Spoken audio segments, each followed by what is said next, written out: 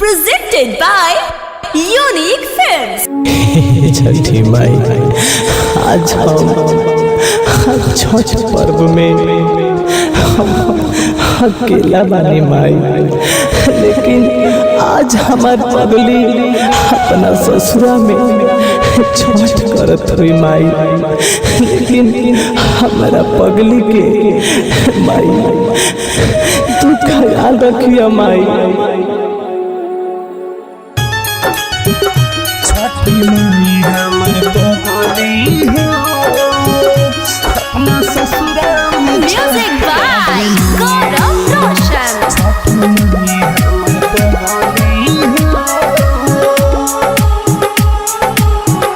छठी माई हमर पगली हो अपना ससुरा में छठ करेले। छठी माई हमर पगली हो अपना ससुरा में छठ करेले। ओकरा पे तनी ध्यान रखी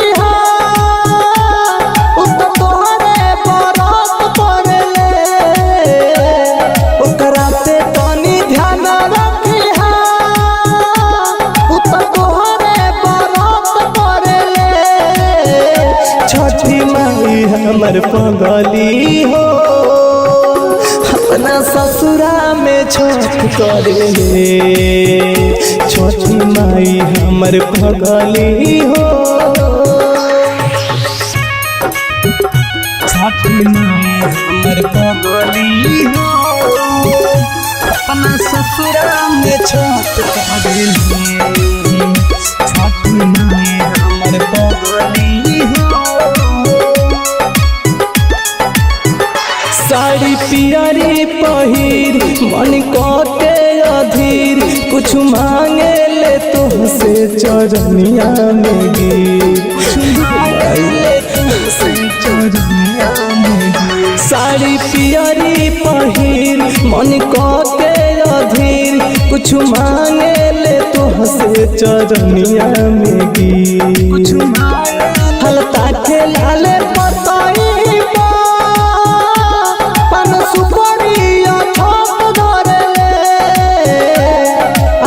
के लाले पताई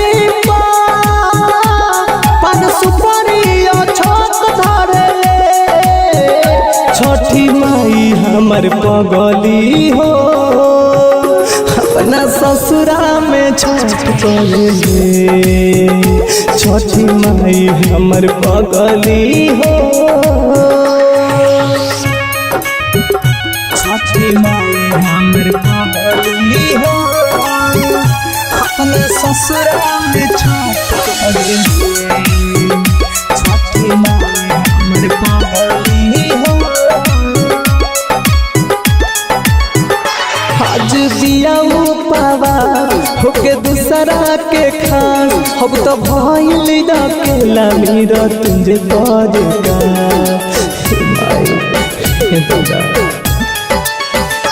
आज बिया पावा होके दूसरा के खा अब तो भइल अकेला मेरा तुझे बड़का।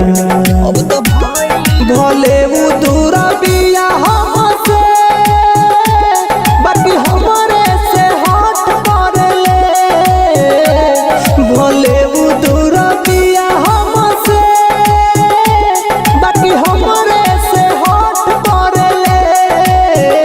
छठी माई हमर पगली हो अपना ससुरा में छठ करेले। छठी माई हमर पगली हो। Digital recording studio Chhapra.